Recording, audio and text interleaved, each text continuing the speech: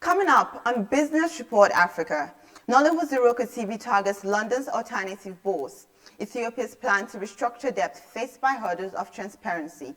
Africa's debt, a 2021 focus.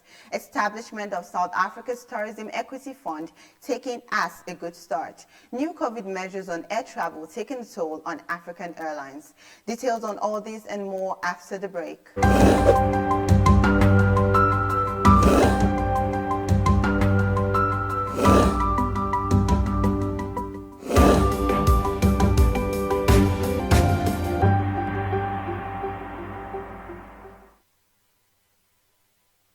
This is Business Report Africa, brought to you by your digital First Pan-African News Network, TOS TV. I am Ruel Penawa.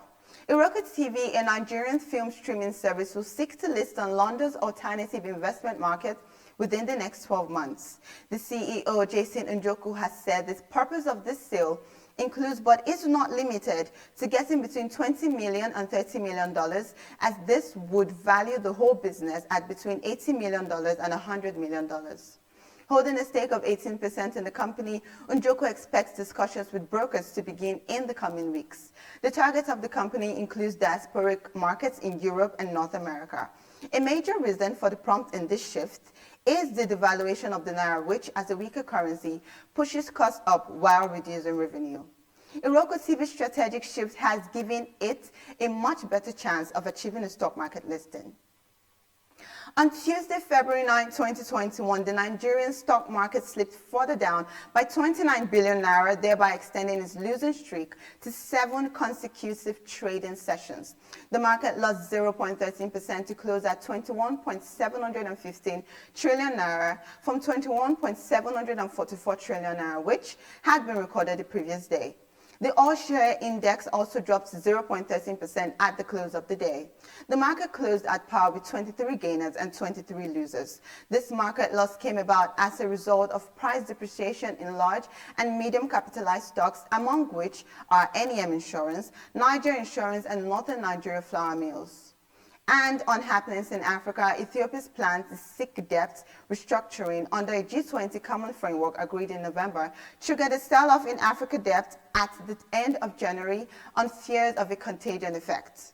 The structure gives debtor countries a chance to seek out an IMF program to help strengthen their economies and renegotiate their debts with public and private creditors. According to analysts, however, for Ethiopia, such a debt restructuring might face barriers because of a lack of transparency. Any attempt made to come to terms with balance of payments, as well as published public external debt figures with underlying debt-creating flows, usually shows information gaps. According to a senior financial economist at NKC African Economics South Africa, Irmgard Erasmus, this supports a narrative of opaque lending. For the past few years, African debt levels have continued to rise. What is worse is that the COVID-19 pandemic has slowed down the growth that is needed to keep the biggest borrowers solid.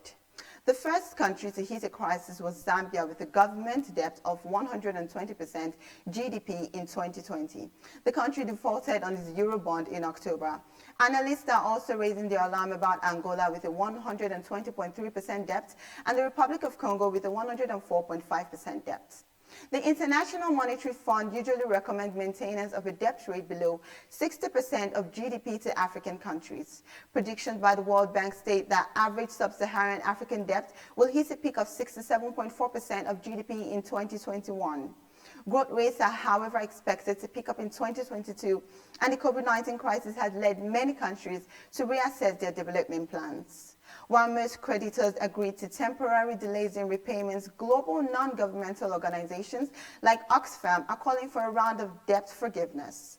Such calls are not yet receiving any reactions, and due to fears about credit ratings and investor sentiment, many African governments did not participate in the debt cessation. China, being a major lender, has not been a part of debt forgiveness campaigns.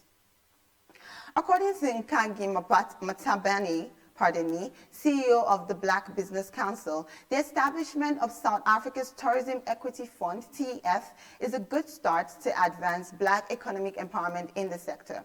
The 1.2 billion Rand Tourism Equity Fund is an initiative that has been set up by the Tourism Department in partnership with the Small Enterprise Finance Agency, SEFA, which is a subsidiary of the Industrial Development Corporation.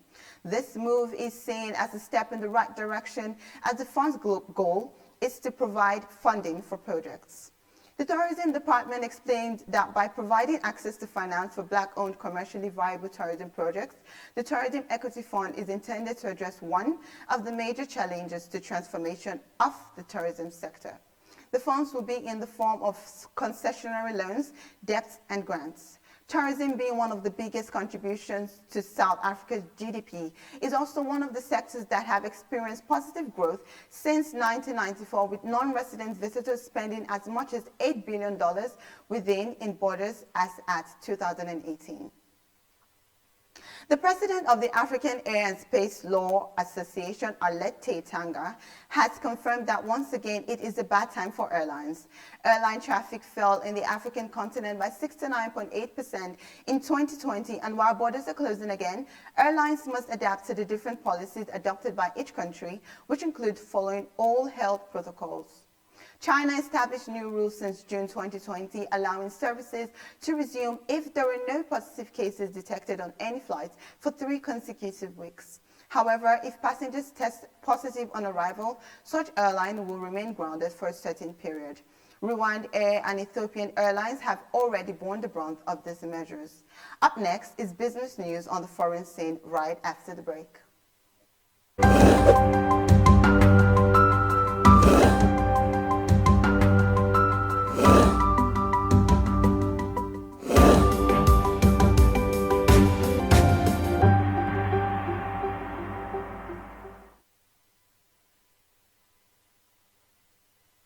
A statement released on Monday, 8 February, stated that Chinese authorities received complaints concerning abnormal acceleration and battery fires with Tesla products.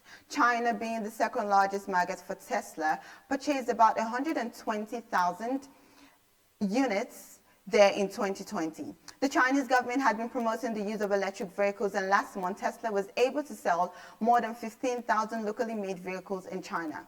Tesla, while facing this setback from Chinese critics who are also keen on compliance with Chinese law and regulations to protect consumers' rights, has given assurance to strengthen its internal management as well as its self-inspection. This is a follow-up in a series of hits for Tesla, who is already facing quality issues in the United States and is set to recall large numbers of Model X and Model S cars due to failing touchscreens. The Secretary of State for Health and Social Care in the United Kingdom, Matt Hancock, has announced that about £1,750, will be paid by travellers who have to stay in quarantine hotels while in England. These measures, which come into force on Monday, February 8th, and it applies to both Irish and United Kingdom residents that choose to return from any of the 33 red list countries. Failure to quarantine in government-sanctioned hotels for about 10 days will lead to fines as high as £10,000. Travellers arriving into Scotland will have to go into quarantine hotels as well, and people travelling from red list countries to Wales and Northern Ireland will be required to book and pay for quarantine in England due to the fact that neither destination currently has any direct international flights. This development came about as the United Kingdom gave reports about another batch of 12,364 confirmed cases of coronavirus and 1,052 deaths within 28 days of a positive test, bringing that total to 113,850. Nearly 13 million people have received a first dose of the vaccine. About 4,600 rooms have been secured in 16 hotels that have been contracted for the program. Thank you for watching Business Report Africa. Do follow us on social media at TOS TV Network on Facebook, Instagram, and Twitter. Like and subscribe to our YouTube channel at TOS TV Network. I am Ruel Panawo. Bye for now.